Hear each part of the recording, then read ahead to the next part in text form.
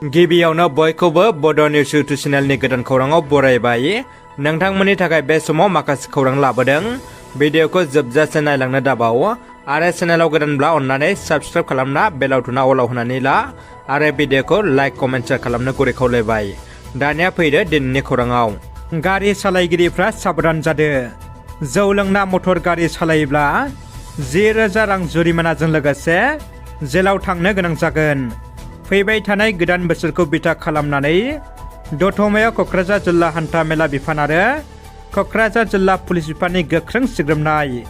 गारिनि उनाव गाखोग्राफ्रा जौ लोंनायाव जेबो माना गैया, नाथाय गारि एबा बाइक सालायगिरिया जौ लोंनो मोना।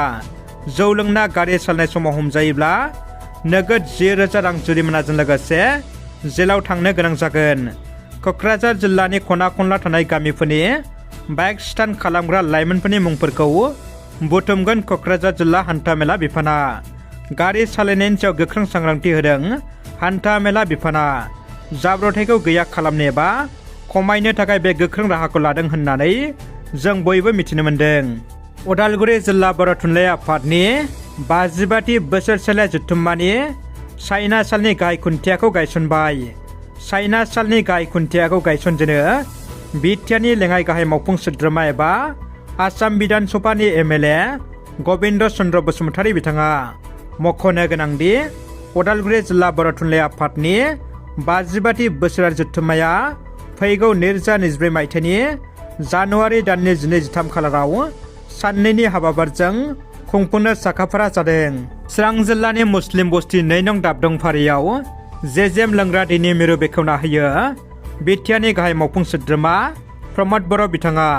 खमैबो बे मिरुनि दै जमायग्रा टेंकआव 40,000 लिटार दै जमा खालामनानै रानसारनो हानायनि सुबिदा दङ होननानै मिथिहोयो ओनसोलनि सुबुंफ्रा। ओरै बे मिरुखौ लुफुंना होनायनि थाखाय गोजोननाय फोरमायबावो थागिबि रायजो राजाफ्रा। मख'नो गोनांदि बे बेखेवनाय हाबाफारियाव गाहाय आलासि बेखेवगिरि महरै बाहागो लाफैयो बिटिआरनि गाहाय मावफुं सोद्रोमा प्रमद बर' बिथांजों लोगोसे 31 नं सिडली समष्टिनि MLA Jayanta Basumatary, MCLA Madhav Chhetri, MCLA Amar बसुमतारीमोनजों लोगोसे ओनसोलनि सानसुमैफोर आरो इउपिपिएल दोलोनि दैदेनगिरिफ्राबो बे हाबाफारियाव बाहागो लाफैयो। गरेसर ओनसोलाव रायजो राजाफ्रा गिखांनाय थासारि सोमजिदों। हरनि समाव हरखाबै रौनिया हान्जानि सान्थ्रिफोरखौ ट्रेनिं होफैनायखौ लानानै गिखांनाय थासारि सोमजिदों। जाहोनाव गोबां रायजो राजाफ्रा गिखांनाय सोमजिदों, नाथाय जाथाया गिख्रंथाव नङा होनना मिथिनो मोन्दों। रौनिया सान्थ्रिफोरखौ फोरोंथाय होनोसो लाबोनाय जादों होननानै फोरमायदों तामुलपुर जिल्लानि एसपि पंकज जादव बिथाङा। क'क्राझाराव अल बिटिआर टेट उथ्रिसारनाय गौथुमनि 3 घन्टा धर्ना हाबाफारि। अल प्राइमारि टेट क्वालिफाइड एस'सिएशना क'क्राझारनि गोजौ फरायसालिनि गेलेग्रा फोथाराव 3 घन्टा खुद्रिसारनाय हाबाफारि लानायखौ नुनो मोननाय जादों। अल प्राइमारि टेट क्वालिफाइड एस'सिएशननि आफादगिरिया बुंदों दि दासिम आरो दिनैसिम बिटिआरआव गासै 19,000सिम टेट उथ्रिसार जाना थानाय गुन गोनां रोंगौथि गोनां फोरोंगिरि जानो हानाय बिजाथि दङ। नाथाय बे गुन गोनां सोलोंथाइखौ जोंनि इयुन जोलैनो होनो गोसो गैया प्रमद बर' दैदेननाय सरकारा, जायनि थाखाय दिनैसिमबो बिथां प्रमद बर'आ टेट उथ्रिसार जानाय बिजाथिफोरनो फोरोंगिरि महरै थिसनथाइ होनो गोसो गैया होननानै बिथांमोना बुंदों। मोनसे जोबोद दुखुनि खौरां, उदखारिफोरनि गुलिजों 7 रौनियाफोरनि जिउ खहा। उदखारिफोरनि आखायाव 7 भारतारि आर्मि बिर जवानफोरनि जिउ खहा जादों। जाथाया फुंनि समावनो जादों होननानै मिथिनो मोन्दों। जम्मु काश्मीराव उदखारि आरो रौनियानि गेजेराव गिलु बालु गावनाय जादों। बे गिलु बालु गावनाय जाथायाव 7 आर्मिनि जिउ गोमादों। उदखारि आफादखौ पाकिस्ताननि लश्कर-इ तैयबा होनना सन्देह खालामदों। देबरगाव ब्लकनि इट्स मालिगाव पिसिडिसि मावखुन लांगोनायाव इउपिपिएल दोलोआव गोदान सोद्रोमा हाबनाय एबा जयनिं हाबाफारि बानजायदों।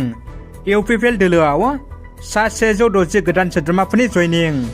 फैबाय थानाय 2024 मायथाइनि लकसभा बिसायख'थिखौ बिथा खालामनानै दासान्दि इउपिपिएल दोलोआ गुबुन गुबुन जायगाफोराव राजखान्थियारि सांग्रांथि, राजखान्थियारि ट्रेनिं हाबाफारि, दोलोआव हाबनाय एबा जयेन खालामनाय हाबाफारिफोरखौ लागासिनो दङ। बेबायदिनो दिनै क'क्राझार जिल्लानि सिङाव थानाय देबरगाव ब्लकनि बिसमुरि हाथाइसालियाव थानाय इट्स मालिगाव PCDC मावफुं लांगोनायाव इउपिपिएल दोलोआव गोदान सोद्रोमा जयेन जानाय हाबाफारि लायो। मख'जाथावदि दिनैनि बे जयनिं हाबाफारिनि गेजेरजों गाहायै BPF, बारग' NDP, NLFB आरो गुबुन गुबुन दोलोनिफ्राय गासै सा 160 सोद्रोमाफ्रा जयेन जायो। हाबाफारियाव गाहाय आलासि महरै बाहागो लायो बिटिआरनि मावफुं सोद्रोमा रन्जित बसुमतारी, इउपिपिएलनि गाहाय नेहाथारि राजु नार्जारी, लाइमोन गांखं इउपिपिएलनि मावफुं आफादगिरि इरागदाव ब्रह्म, देबरगाव ब्लक कमिटि इउपिपिएलनि आफादगिरि बिजित बसुमतारी, गाहाय नेहाथारि अशक गयारी लोगोसे गुबुन गुबुन दैदेनगिरिफ्रा बाहागो लायो। क'क्राझार बड'फा कालचारेल कमप्लेक्सआव ICDSआ 503 साख्रिआवलाफोरनो एपइन्टमेन्ट राननानै होदों बिटिआरनि गाहाय खुंगिरि प्रमद बर'आ। एपइन्टमेन्ट राननाय हाबाफारियाव बिटिआरनि चिफ प्रमद बर'जों लोगोसे बिटिआरनि गोबां MCLA बिथांमोना बाहागो लायो।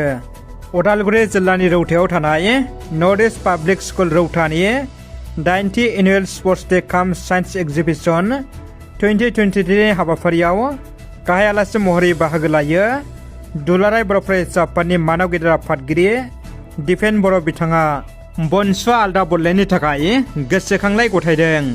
चिरां जिल्ला बनसुआ चिरां जिल्ला बेंगिरिनि गेजेरजों भारतनि हादरगिरि, भारतनि गाहाय मन्त्रि, भारतनि नखर मन्त्रि, आसामनि रायजो बेंगिरि आरो आसामनि गिबि मन्त्रिनो आलदा रायजो बदलायनायनि दाबिखौ लानानै गोसोखां बिलाइ गथायदों। गोसोखांलाय गथायनायनि उनाव बनसुनि दैदेनगिरिया माखासे गोनांथार बाथ्राखौ बुंदों। इन्डियान कन्स्टिटिउसननि गेजेरजों प्रेसिडेन्ट अफ इन्डिया मालाय लकसभायाव मालाय अलरेडि हरखाबाय। होमबा बेसे दुखुनांथाव जोंनि थाखाय, जोंना मानो थालांखो? जोंनि सिनियर लिडारफ्रा बुंबाय जोंखौ एबार जुदि बड'लेण्ड एबार जुदि स्टेटआ जुदि क्रिएट जायोब्ला फार्स्ट एजेन्डायावनो बड'लेण्डआ दं होनना बुंदोंमोन। मा खारनाव जायाखै, सोरनि थाखाय बिदि जालांखो, बा सिनियरफोरनि दैदेननायासो भुल जाखो ना माखो जों बेखौ बुंनो हाला। नाथाय जों दिनै गोदान जोलैया फिन खेबसे जोङो बे दावहायाव ओंखारदों जे जोंनि फुल फ्लेजआव बड'लेण्डआ जेरैखिया जों जाथारनांगौ। जों दिनै चिरां जिल्ला बनसुनि जानानै जों मोनसे मेम'रेन्डाम होदों। मेम'रेन्डामानो जाहैबाय जोंनो बड'लेण्डखौ नांगौ आरो बड'लेण्डनि थाखायनो फिन खेबसे जों दिनै उइन्टार सेसन जागासिनो दं दिल्लीयाव। उइन्टार सेसननि बाजेट जागासिनो दङ। नाथाय बे बाजेट सेसनाव जोंनि बड'लेण्ड एजेन्डाया सोसनजायो। बिनि थाखायनो जों दिनै फिन खेबसे डिसिनि थ्रुयै जोङो मेम'रेन्डामखौ गथायदों। जिहेतु जों दिल्लीयाव थांनो हायिलाय जों डिसिनि थ्रुयै जों बे खामानिखौ मावदों।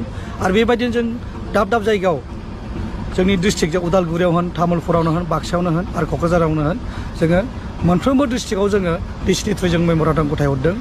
जों प्रेसिडेन्टनो द्रौपदी मुर्मुनोबो हरदों, जोंनाव नरेन्द्र मदिनोबो हरदों, हम मिनिस्टार अमित शाहनोबो हरदों, बेनिफ्राय जोङो रामनाथ दासाथावलेनोबो हरदों, बेनिफ्राय जोङो हिमन्त बिश्व शर्मानोबो हरदों बिथांमोननो।